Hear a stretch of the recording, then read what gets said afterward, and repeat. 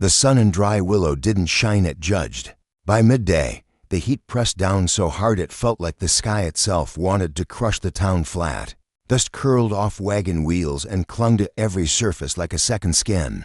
And in the center of that cracked, sun-bleached main street stood Clara Wynne, tied to a fence post, her only arm stretched above her, wrist lashed so tight the rope bit through old scars.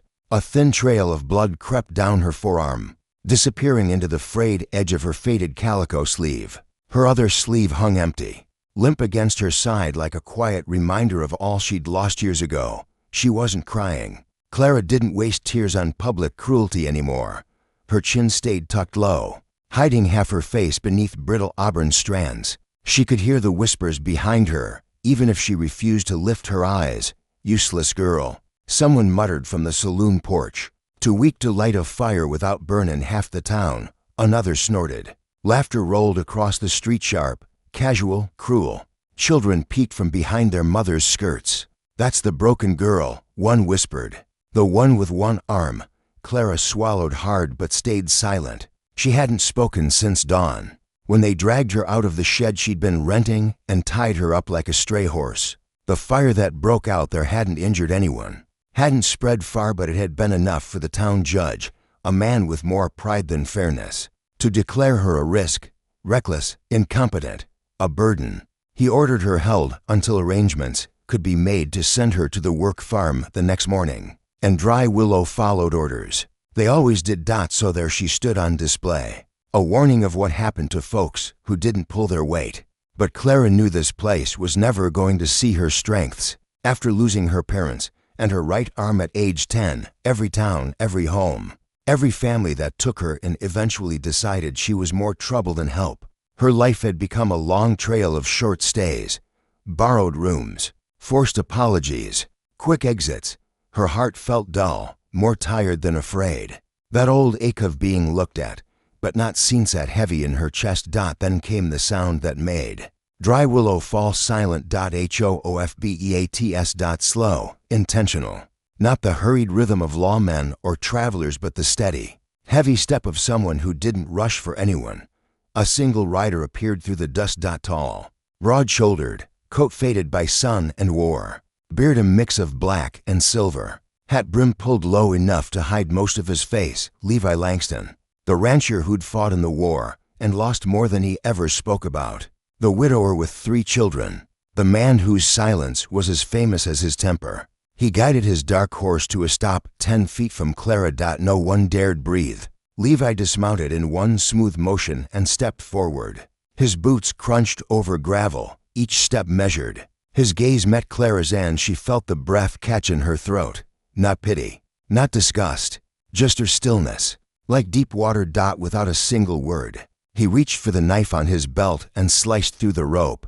Gasps snapped through the crowd like dry branches breaking. Clara staggered, dizziness washing over her. Before she could hit the ground, Levi caught her elbow, not gently, not roughly, just enough to hold her upright. Then he did the strangest thing of all.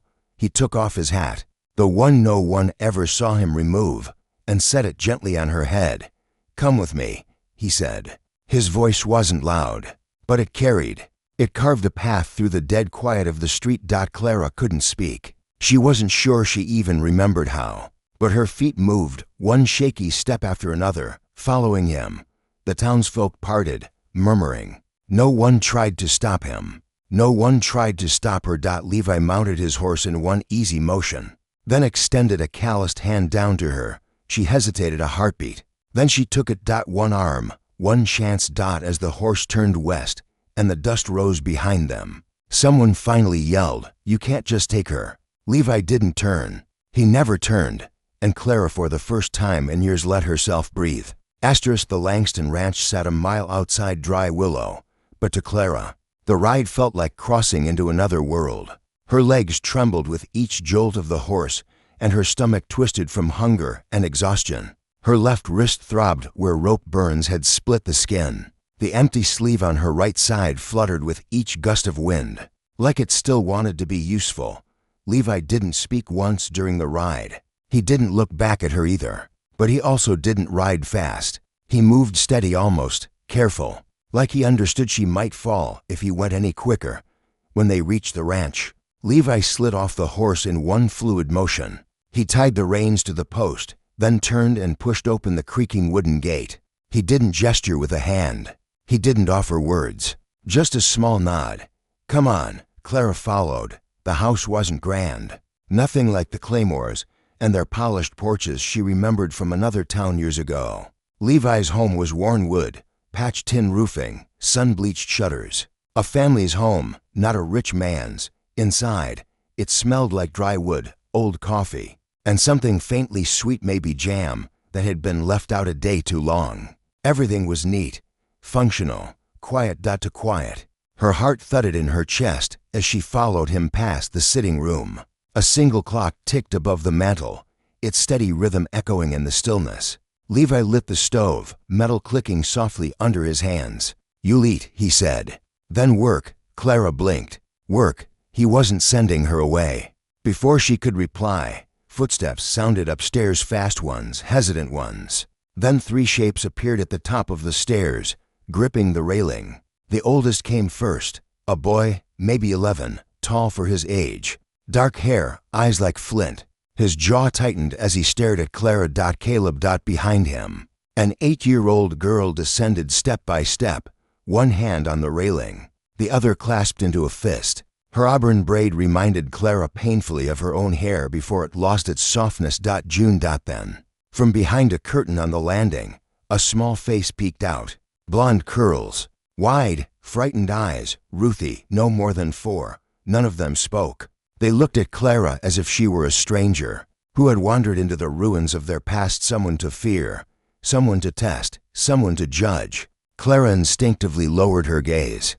Her shoulders curled inward. She tried to hide her empty sleeve behind her ribs. June broke the silence first. "What's she doing here?" The girl whispered sharply, cold as iron. "Pa don't need another woman. We sure don't need a new ma." Clara's throat tightened. Levi's expression didn't change. He didn't scold June. He didn't explain Clara's presence. He just said, "Chores start at dawn," and walked out of the room. And that was it. No welcome, no instructions, no reassurance. Clara stood in the middle of the kitchen, heart hammering, unsure where to go, unsure where she belonged, unsure if she belonged anywhere at all. That night, she didn't step near the house again. She took refuge in the barn, curled between bales of hay, pulling her threadbare shawl around her shoulders as the wind whistled through the cracks in the boards. Cold seeped into her bones, but she didn't cry. She hadn't cried in years, but she felt something tight in her chest, not fear, disbelief. Someone had cut her down from that fence. Someone had ridden her away from humiliation. Someone had said, "Come with me." She didn't know what Levi Langston expected from her. Maybe he didn't know either, but she would work. She'd always worked. She'd survive. She'd always survived. Just before dawn, she woke to the sound of a soft thump near the barn door. When she opened it, the cold morning air bit her skin, but she forgot the cold instantly. A pair of worn boots sat on the doorstep. A wool sweater, far too large but warm, and on top a folded note. She unfolded it with trembling fingers. "There's work if you want to eat." No name, but she knew.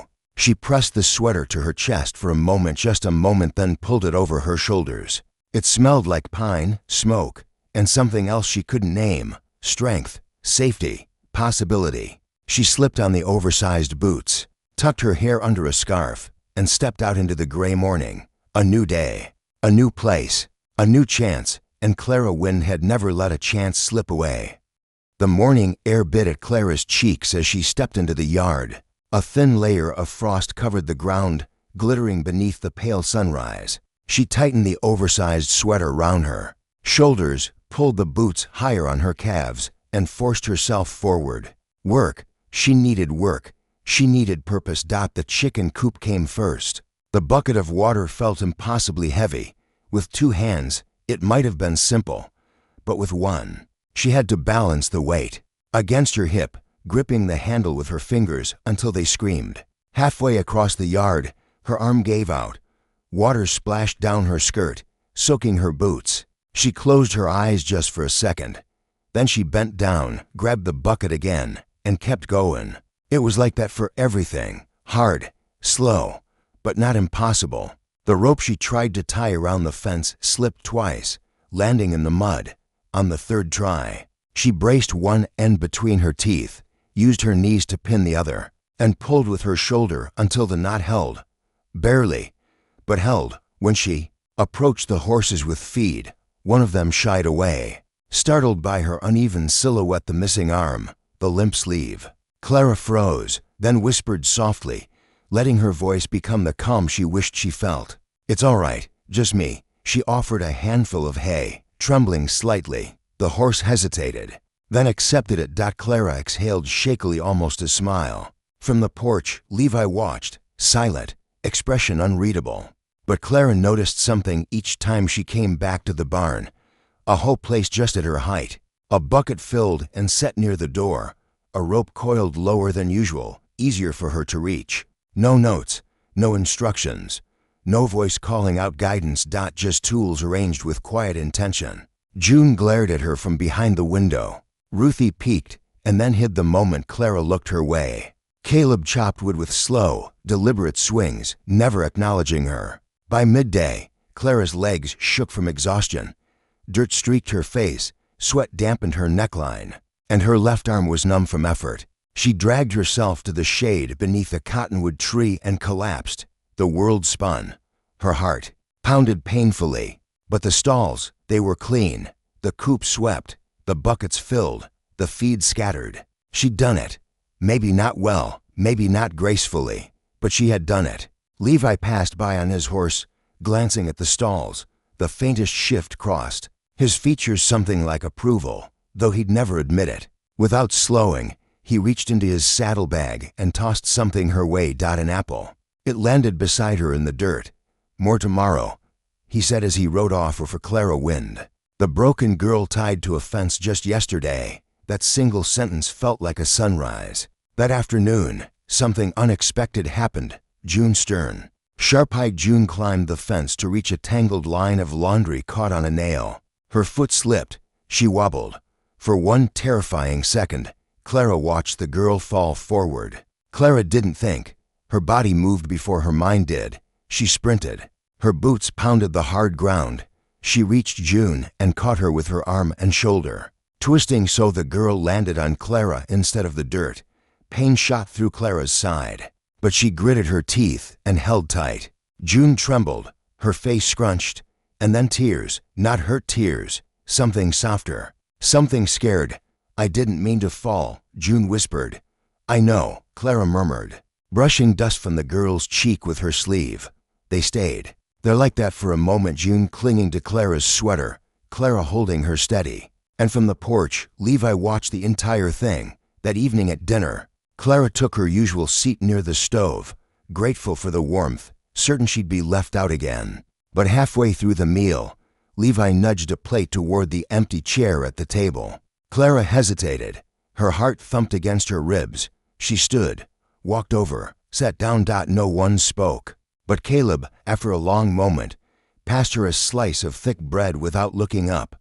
Clara blinked. Her chest ached, not from pain, from something she hadn't felt in years. Belonging, even if only a fraction of it.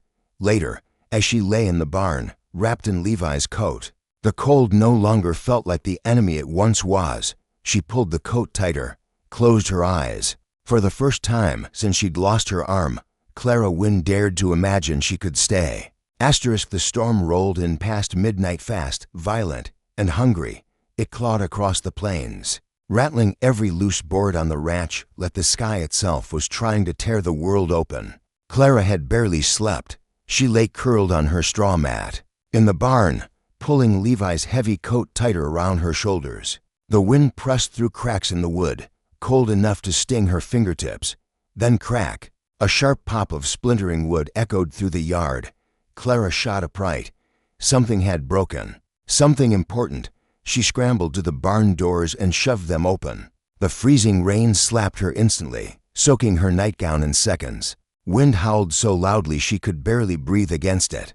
A corner of the goat pen roof had ripped loose, a tarp, once tied down, now flapped wildly, threatening to expose the animals to the storm's full fury. Clara didn't hesitate. She snatched a coil of rope off the wall, bit one end between her teeth, and ran. Mud swallowed her bare feet as lightning lit the sky in violent bursts. When she reached the pen, she climbed the railing, gripping the slickwood with her knees. The tarp whipped hard, smacking her face, nearly knocking her off. Clara braced herself and looped the rope around the beam. Her teeth held one end. Her shoulder pulled the other. Her entire body trembled from cold and effort, but the knot wouldn't hold. She tried again and again. The wind shrieked. Her fingers slipped. Her numb legs wobbled beneath her. The tarp surged like a sail. Clara lost her balance and fell sideways, barely catching the beam. With her knees, her hands slipped. Her body dangled halfway off the edge. "Help," she gasped once, so faint the wind almost swallowed it whole. Then dash boots, moving fast, heavy, purposeful. A pair of strong hands wrapped around her waist, hauling her back with force and certainty. Levi. He pulled her down like she weighed nothing. His soaked shirt clung to his shoulders, rain dripping off the brim of his hat. "You fool," he muttered, not angry, but something close to fear. "You could have been killed." Clara blinked. Rain and blood. Out of her eyes, a small cut on her forehead trickled down her cheek, mixing with the storm water. Levi stepped closer, blocking the wind with his entire body. His coat was already drenched, but he didn't seem to care. With surprising gentleness, he lifted his sleeve and wiped the blood from her brow. Careful, precise, tender. "You don't have to prove anything," he said, voice low, almost swallowed by thunder. "Not to them, not to me." Clara's breath hitched. Her heart thumped painfully. No one in her life had ever spoken like that to her, not since her parents. She opened her mouth, but no words came out. They didn't need to. Levi peeled off. His own coat, heavy, drenched, still warm, and draped it around her shoulders. The weight of it nearly buckled her knees. He didn't wait for her reaction. He simply turned and walked toward the barn, expecting her to follow. She did. Once the animals were secured, and the tarp retied with Levi's hands steady and sure, the storm finally began to soften. Rain faded to a drizzle. Thunder grumbled in the distance, but Clara couldn't sleep. She lay on her straw mat inside the barn, Levi's coat wrapped around her small frame. The bleeding on her forehead had stopped, but her heart hadn't slowed since he'd wiped the blood away. Was this concern? No one had ever rushed for her before, or caught her, or touched her without pity. She pressed the coat to her cheek. It smelled like smoke, pine, and something she hadn't known in years. Safety. Clara lifted her head to peek out the barn door, and there he was. Levi sat on the porch under the dying rain, his hat slanted low, water dripping off the brim. His rifle leaned beside him, but he wasn't scanning the property. He was watching the barn. Watching her. Clara's breath trembled. Heat rose in her cheeks despite the cold. She turned her face into the straw, overwhelmed by something warm and unfamiliar. No one had ever stayed awake for her. No one had ever stood guard over her. No one had ever cared enough to keep watch. She pulled the coat tighter. And for the first time in a very, very long while, Clara Wind fell asleep feeling protected. By morning, the storm's rumor had traveled faster than any rider in Dry Willow. A runaway, a one-armed girl hiding at Langston's ranch, a ward of the state refusing correction. Clara heard it from a boy no older than 8 who came to trade eggs for salt. His mother had whispered the words in church that morning like a warning. Like Clara was a sickness that might spread. She tried not to let it shake her. She focused on chopping straw in the barn, her left hand guiding the blade, her elbow steadying the stack. But the tremble in the boy's voice lingered in her mind. Long before she was ready, the sound came. Hooves, many of them, heavy enough to rattle the window panes. Clara froze. 6 riders galloped through the swirling dust, boots and badges gleaming beneath the noon sun. They weren't bounty hunters, they were worse. Men who believed the world owed them obedience. Henry Boyd led the group, smug in his vest and neatly trimmed mustache, a folded notice in his pocket. Half deputy, half land thief. All troubled. They stopped in front of the porch with an air of practiced superiority. Langston. Henry barked before his boots even hit the ground. Clara stepped out of the barn, legs heavy as stone. Her heart thudded painfully against her ribs, Levi was already on the porch, rifle slung over his shoulder, not raised, just present. His face unreadable. Clara took in a shaky breath and stepped forward. "I'm here," she said quietly. But Levi stepped down from the porch before she could say another word. He positioned himself between Clara and the men. It was such a simple movement, not loud, not dramatic. But it stole the breath from Clara's lungs. Henry eyed Levi with a smirk. "She's property of the state now, assigned to corrective labor," she ran. "We're here to collect." Clara stepped forward again, her voice shaking. "It's true." Levi's hand lifted, stopping her. A silent command. He looked Henry dead in the eye. "She works here," he said calmly. "She lives here. That's all that matters." Henry scoffed. "That ain't how the law works, Langston. You planning to defy?" The porch door creaked open. 3 small figures appeared. June, clutching Ruthie's hand. Caleb just behind them. The children stood like soldiers of their own small army. June marched straight down the steps, chin high, fire in her eyes. She grabbed Clara's hand bold, claiming, "Loyal, she's not going anywhere," June said. "This is her home now." Clara's breath caught painfully. Henry hardened his jaw. "That's none of the business of." "No," Caleb said, stepping forward evenly. "But it's ours." Ruthie, barely tall enough to see past the porch rail, piped up with all her tiny strength, "Mama Clara." The words echoed through the yard like a gunshot. Henry's men shifted uncomfortably. No lawman wanted to drag a woman away from a child calling her mama, especially not in front of a war veteran. And half the ranch watching. Henry glared, but even he could count the odds. He jerked his reins. "Let's go." One by one, the riders turned, retreating down the long road. Dust rose behind them like fading anger when the last silhouette disappeared. Clara realized her legs were shaking. She hadn't even noticed she'd stopped breathing. Levi turned toward her then, expression softer than she had ever seen. He stepped close to close and laid his hand gently on her shoulder. Just that. Just a touch. But it spoke louder than every word Henry had thrown. Clara's eyes burned. Not with shame. Not fear. Something else. Something warm. Something terrifying. She didn't cry. But her breath stuttered. For the first time in years, she stood tall not because she was unafraid, but because someone finally stood for her. Someone claimed her. Not as property. Not as a burden, but as something worth protecting. And Clara Wind, who had spent so long believing she was too weak to belong anywhere, finally began to believe she might have a home. Night settled over the Langston ranch like a heavy blanket, thick and unmoving. The air had turned sharper, colder, the kind of cold that seeped straight into a person's bones. But inside the smallest room of the house, a faint, flickering lamp fought against the darkness. Ruthie lay curled beneath piles of quilts, her tiny form trembling with fever.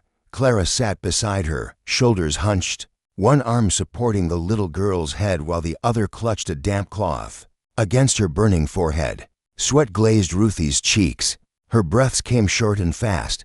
Clara's own dress was soaked through on one side, but she didn't move. She barely blinked. Levi paced the floor behind her.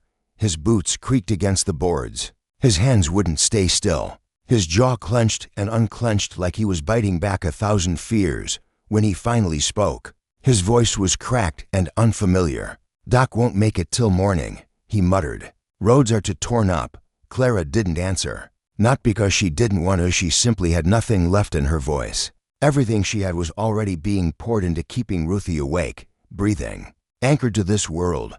She reached for the small pouch she'd found earlier, dried willow bark, feverfew, mint, and tied it around her waist so she wouldn't drop it. Her legs shook as she stood and placed a pot on the stove. She fastened a spoon to a short handle with her belt strap, using her chin to steady it as she stirred the herbs. Steam fogged the lamp's glass. The smell was sharp and bitter, but it was medicine.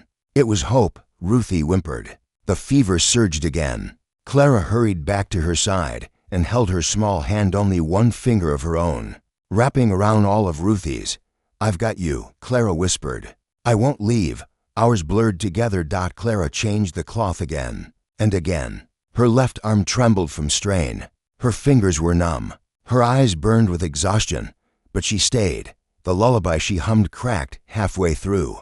She tried again, voice breaking. Ruthie only moaned faintly, turning toward Clara's warmth. At one point, Levi came in carrying a mug of warm tea. He knelt beside Clara and set it down. He didn't speak, neither did she, but when she lifted her head briefly, she caught the outline of his eyes, red-rimmed, wet, but unashamed. That image burned in her heart. This stoic man had weathered storms, war, and loss without flinching. Yet here he was, breaking at the sight of his youngest child slipping away. Clara's chest tightened. She wasn't strong enough to fight fire, not strong enough to keep her parents alive, not strong enough to stop herself from being cast aside by every town she passed through. But right now, right here, she was strong enough for Ruthie, and that was all that mattered. Near dawn, when the world was turning gray and the wind outside grew still, Ruthie's eyelids fluttered. Clara froze. The little girl let out a soft, fragile gasp. "Mama." Clara, the words barely existed. Just a breath, just a ghost of sound. But Clara felt them like a bolt of lightning through her ribs. She held Ruthie tighter, supporting the child's weight with her shaking arm. Behind them, Levi appeared in the doorway. His shadow stretched across the floor, but his eyes, those quiet, guarded eyes, were wide open. He stepped forward slowly and placed a hand on Clara's shoulder, not urging, not pushing, just grounding her, just saying, "I'm here," without speaking. For the first time since the fever began, Clara allowed herself to breathe. The fire in the hearth had softened. The light through the window grew warmer, and the terror that had filled Clara's chest all night finally cracked, letting relief through. She rocked Ruthie gently, whispering, "You're safe. You're all right. I've got you." Levi stayed by her side, silent, steady. No words passed between them, but something deeper did. A promise, a shift, a truth neither dared speak aloud. When Ruthie finally drifted into peaceful sleep, Clara placed her carefully in her crib, pausing to brush a curl from her forehead. Then she rose slowly, painfully, and walked past Levi into the kitchen. She washed her shaking hand, cleaned the herbs, placed the empty pot back on the shelf. Not victory, not triumph. Just quiet truth. She had saved a child, and in doing so, she had saved something inside herself, too. The morning unfolded gently, sunlight stretching across the Langston ranch like a blessing. Mist clung to the fields, softening the edges of the fences and the barn. The world looked washed clean. Storm gone, fear gone, fever gone. Clara scattered feed for the chickens with her left hand, her movements slow but steady. Each seed that left her palm felt like an exhale, a release. Last night's terror still clung to her bones, but the warmth in her chest lingered stronger. Behind the barn, Levi called her name, not sharply, not distantly. Gently. She turned, surprised he'd spoken first, surprised he'd spoken at all. He stood in a shaft of pale sunlight, holding something wrapped in worn linen. His expression was unreadable, but his hands, the same hands that had caught her in the storm, held the object with a careful reverence. He stepped closer, silent, certain. He held the bundle out. Clara took it slowly, her fingers trembling as she loosened the cloth. Inside lay a small knife. Its handle was carved from dark wood, etched with old indigenous patterns. Beautiful, worn, loved. The blade, despite its age, gleamed with careful oiling. Clara looked up, confused. Levi swallowed hard. "It belonged to my wife," he said quietly. "Olson's daughter. Her father gave it to her. She carried it everywhere." The words hit Clara like a gust of cold wind. Levi never spoke of his wife, not to the townsfolk, not to his children, not around the dinner table with the silence sitting between them. Her name had been buried deep, beneath grief and steel and years of unspoken ache, but he said it now, to Clara. He looked toward the horizon, jaw tight with memory. "I never gave it to anyone, not even June," he said. Clara felt her breath catch. She held the knife as though it were alive. This wasn't a tool. It wasn't a gift. It was an heirloom, a piece of his heart he had kept sealed away for years. Her voice shook. I can't take this. You can," Levi said. "You should." Her throat tightened. She felt the weight of the knife, the weight of trust threaded into every carved line. This wasn't something handed over lightly. Levi cleared his throat. eyes fixed on the fence instead of her. "I don't know how to say things right," he said, voice rough, "but I know what I see, and I know what I trust." Clara didn't speak, couldn't speak. Her fingers trembled, and a tear slid down her cheek, landing on the blade. The silver gleamed at the touch, a soft glint like a heartbeat.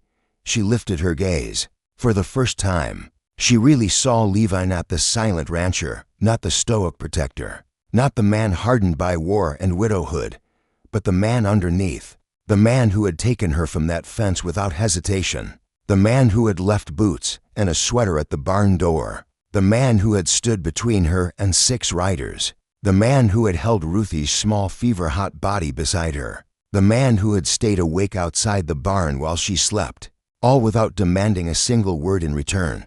"You don't have to say anything," Clara whispered. Levi nodded once, firm but gentle, acceptance in the motion. Behind them, the wind lifted the grass in slow ripples. The world moved around them without breaking the moment. Something had shifted, quiet but unbreakable. This wasn't the love sung in saloons or written in folded letters. It was the kind forged slowly through storms, through silence, through shared burdens and unspoken healing. Clara rewrapped the knife in its cloth and pressed it against her heart. "I'll keep it safe," she said softly. "I know you will." Those were words, spoken with simple certainty, warmed her chest more than the morning sun ever could later. Clara tucked the knife into the drawer beside the patch gloves Levi had given her, and the flannel shirts she wore in winter. Objects of care, small victories, quiet anchors. That evening, she stood taller as she carried Ruthie on her hip and a basket of folded linens in her left arm. June followed behind her, brushing her braid. Caleb walked beside them, offering to take the basket. On the porch, Levi watched her, really watched her. And for the first time in years, a faint, hesitant smile pulled at his lips. Clara didn't smile back immediately. She looked around instead, at the fence Levi had mended, at the fields ready to bloom again, at the children laughing behind her, at the home breathing warm and alive around her. And for the first time in her life, Clara Wynne felt whole. A month passed since the night Clara held Ruthie through the fever, a month since she'd watched Levi sit outside the barn in the rain, guarding her like she was something worth keeping. Winter loosened its grip on the land. Snow retreated into thirsty soil.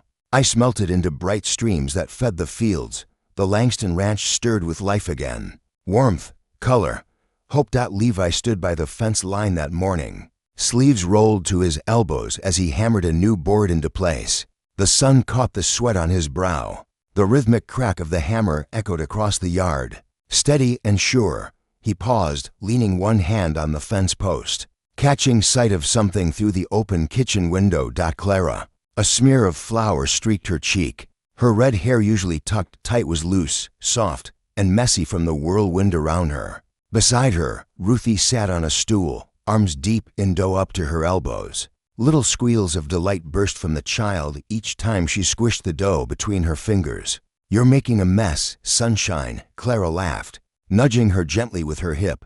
June sat behind Clara, legs crossed, carefully braiding Clara's long hair with quiet concentration. It was a tender thing, June's little fingers smoothing out each section, like she'd always belonged there. A little farther off, Caleb walked toward them, carrying a saddle nearly as tall as he was. He hesitated until Clara noticed him. "Teach me to ride like you," he said, voice earnest. "Please." Clara set aside the bowl, wiped her hand on her apron, and knelt to his height. "I'd love to," she said, touching his arm. That simple moment, Caleb asking her, Clara saying yes, hit Levi harder than he expected. Something warm and unfamiliar settled in his chest. He realized then that the ranch had grown quieter in a different way. Not empty quiet, not grieving quiet, but peaceful quiet, a home's quiet. He watched Clara turn and catch his eye for the first time in 6 long years. He smiled, just a small one, a careful thing, like a man relearning how, but it was real. Clara's breath caught. Her heart pulled tight. She didn't smile back immediately. Instead, she looked down at Ruthie clutching dough, at June's proud little grin after finishing the braid, at Caleb standing tall beside her. She looked at the house behind them, warm with wood smoke and supper. She looked at the fence Levi was mending. She looked at the life growing in front of her. And she finally understood this wasn't borrowed. This wasn't temporary. This was home. That evening, the sky turned gold, then orange, then soft violet. Clara stood on the porch, arms crossed, breathing in the scent of fresh bread and warm earth. Levi walked up beside her, boots soft on the old wooden boards. They didn't speak. They didn't need to. Through the open window came the sound of Ruthie giggling, June chasing her with a towel, Caleb shouting for someone to help him catch the hound dog that had stolen his rope. Clara exhaled slowly, a faint tremor in her chest. "Thank you," she said softly. "For what?" Levi asked. She shook her head. "For everything." Levi didn't answer right away. Instead, he reached into his pocket and took out a folded piece of parchment. He handed it to her. Clara unfolded it carefully. It was a sketch, rough but tender, for figures standing side by side. A tall man, a woman with one arm, 3 children. Above them, in Levi's blocky handwriting, the Langstons. Clara pressed the drawing to her chest, eyes burning. She turned away so Levi wouldn't see old habits, but she didn't hide for long. Inside, above the fireplace, was a new framed picture, Ruthie's doing. A messy crayon sketch of a tall woman holding hands with a little girl. Below it, Ruthie had written in her shaky letters, "Mama Clara." No one had crossed it out. No one had erased it. No one argued it didn't belong. That name, that place, this family, she had earned it. Piece by piece, day by day, stitch by careful stitch. Later that night, Clara stood on the porch again as the lanterns flickered warm light behind her. Levi stepped up beside her, close enough for their shoulders to touch. She didn't pull away. He didn't either. The silence between them wasn't cold or empty anymore. It was full of the things they didn't need to say, full of promises made in storms and quiet mornings, full of a love that didn't need grand speeches or declarations, a love that simply stayed. Clara looked out over the darkening ranch, their ranch, and whispered, "I'm home." Levi's fingers brushed hers.